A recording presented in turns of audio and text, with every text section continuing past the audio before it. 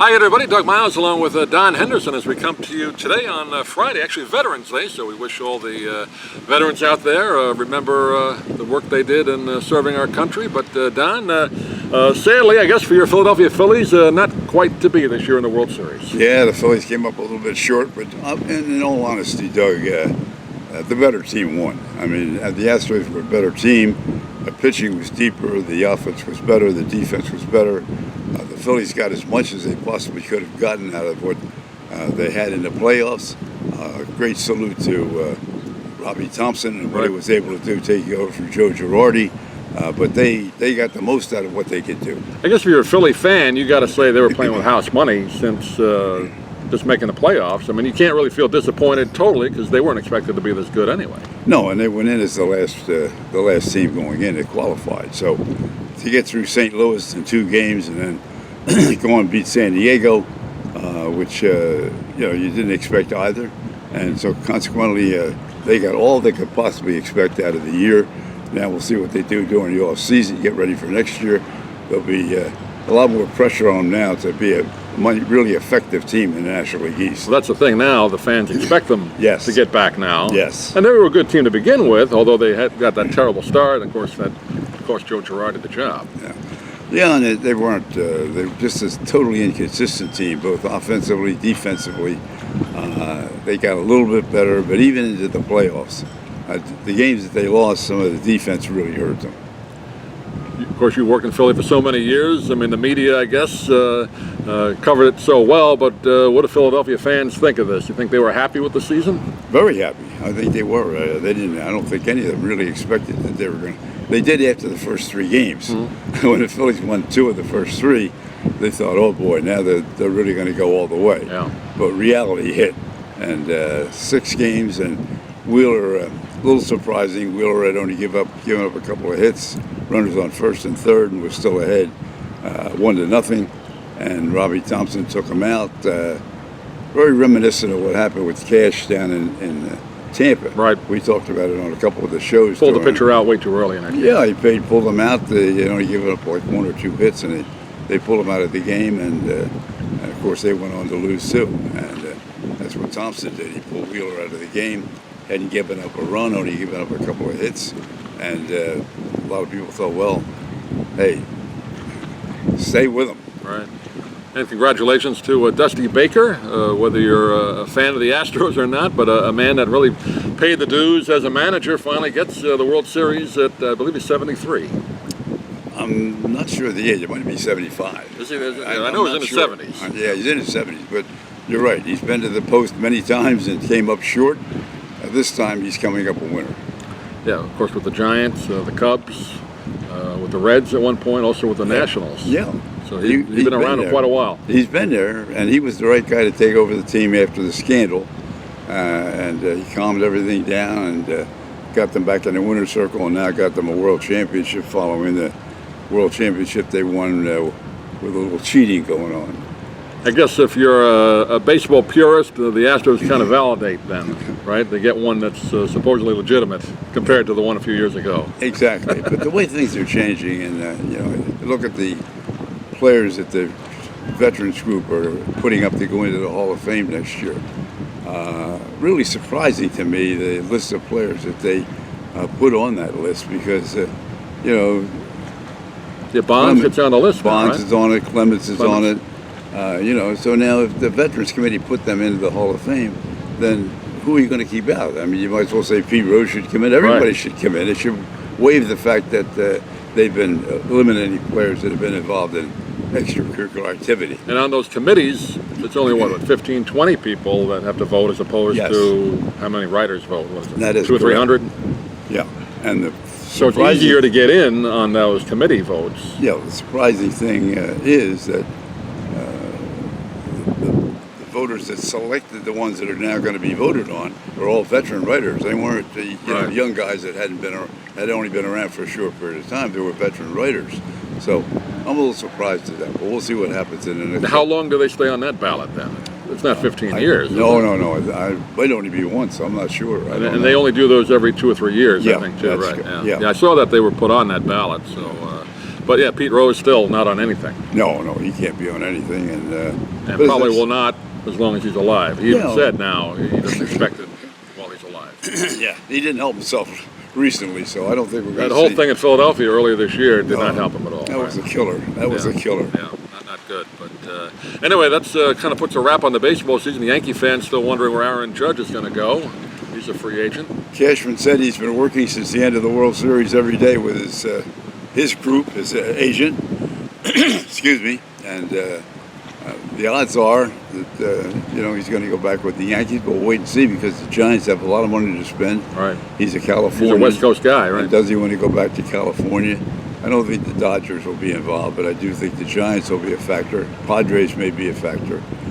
But I think he really wants to stay in New York. I don't think he wants to go elsewhere, but they got to come up with enough money. And Justin Verlander, I saw with the Astros, he's a free agent now, and the Yankees, at least the stories are Yankees wouldn't mind having him in their rotation. Although, is that going to be like a Scherzer situation with the Mets? He's about 38 years old now. Yeah, I'm a little surprised that even DeGrom at 34. I mean, to me, I just can't see how you can give somebody like that more than a 4 or 5 year contract. Especially starting at 38. Yeah. I mean, it doesn't make very much sense to me to do that. And so we'll wait and see what happens. Now, in Judge's case, he's 30. So if you gave him 8 years, you get to take over 38. Chances of really being a factor from between 36 You're hoping and 38. to get 3 or 4 out of it. Yeah. And DeGrom at 34, the last 3 games he pitched to the regular season, even to the playoffs, were a little shaky. So to talk about giving him $30 million like Scherzer's getting, I know, I can't believe it, but we'll see. We'll see what happens with that. Moving to football, of course, down here in Tampa Bay area, Sarasota area, USF actually making a little national headlines this week, Don, as they fire their coach, Jeff Scott, who, as we talked about, a nice guy, but assistant at Clemson, very successful there, came to the USF 3 years ago and just got nothing going, only won 4 games, and mostly all those 4 games were their patsy games, so he didn't win any against top college schools, and he was given the game after Temple last week, which was a brutal loss. Your former school, Don, he's out.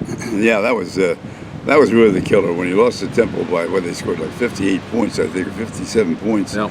And he hardly got on the bus to get to the plane to come back to. I heard his post game, and you could just hear it in his voice. He knew that was it. He knew he was gone. But the big thing will be, who can they hire? Who can recruit? That's the big story. Now you hear names like John Gruden, unbelievably. You also hear Scott Frost, who really fell apart in Nebraska. Yeah. Names like that are coming up. Some colleges like the guy I think at Florida A&M. Willie Taggart's name comes up. They won't bring Willie back, but a lot of names. How realistic can you be thinking that they're going to become a major factor in football when you can't recruit, you don't have a stadium, you don't have a real basis? The fan base is not there. No, the fan base is not there. So that's going to be very, very difficult for anybody that comes in. And there was a lot of discussion about how deeply should they go in the football, maybe drop down and play Division I or something like that, where it's a lot less expensive. But we'll see what they decide to do. Of course, the league they're in, the American Athletic Conference, loses Houston, UCF, and a couple other schools, and that league is bringing in like Rice, FAU. So it really goes back to the old Conference USA, that type of it's a very weak conference going into next year. USF could, win 6 or 7 next year and make a bowl, but it's a weak conference. And not only that, trying to draw fans. You can't draw fans if you don't have a winning program. No. And if you don't play legitimate schools. They're not going to. They play Alabama next year. That's the only big school they play next year. Alabama, and that's a loss. We know that. If they make that game. Yeah. So it's a tough situation. Although, when you look at the upside, they play in Tampa, which is a major market, top 15, top 20 market. Right. They play in an NFL stadium now. You can't play any place better than that. And but they just can't recruit. It's not an on-campus. You got to really have them. Well, that's another thing. They're trying to raise money for that. You can't raise money when people don't come out the stadium. I don't see. And Temple's in the same city we talked about it last week. There were about 1,000 people there last week, literally. Temple's in the same situation. They can't draw people. They're playing in a pro football stadium, not on campus. And it just doesn't work. Yeah. So anyway, that's what's going on. The USF plays the Mustangs. SMU is they had a wild game last week. They put up 77 They scored against points. Houston. 77-66, I believe, was the score in that game. Unbelievable.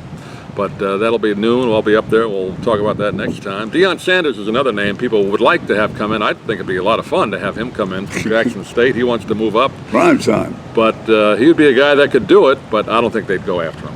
We'll see.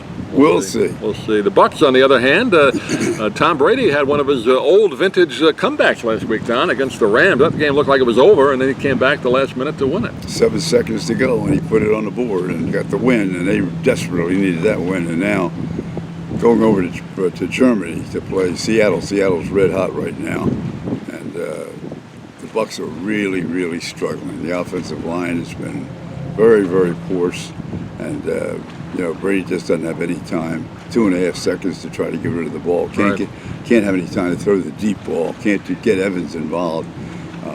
It's going to be interesting to see what they do in Germany. They can't afford to lose another game or two where they're out of the picture. Yeah, it's a very weak division they're in, so they have that advantage, or at least benefit. But still, at 3-5 right now? Yeah. They can't afford to lose more than one more game this year. Yeah, they've got to hang in. They're going to have to win the division to get in the playoffs. And especially playing, as I say, playing Seattle right now. Carol Seam is playing very well the last 3-4 games. Won a big game last Sunday, and so we'll see what happens. But the Bucks are in a standoff position. They have to win. Yeah, your former Temple coach, Todd Bowles, kind of struggling a bit. He is really struggling, and the defense hasn't played that badly, but they don't put any points on the board. Right. And, you can give up 15, 16, 17 points a game, but if you can't score 16 or 17, you can't win. And last week it went right down to the last 7 seconds before he took them from a 45-second or 47-second drive to win the game. That's not going to happen very often. No. And again, they play this one, the overseas game in Germany, which is unusual. Most of them have been in London, but this is in Germany. I know the NFL is trying to grow the game over there. I still don't understand it, but who knows? But that's a long road trip without having the week in between. We'll see what happens. We'll see what happens. They can't afford to lose. That's all I think. That'll be it. But that'll wrap it up for this edition. Don, I know next time we do this, it'll be via telephone. You're heading back to Jersey, so we'll have to wait till you come back in January before we do the outdoor version again. Yeah, wish everybody happy Thanksgiving, Merry Christmas, and I'll be back for first part of January. We'll talk to you on radio, on audio, but we won't see you on the camera for a while. Thanks for watching, everybody. We'll see you again soon.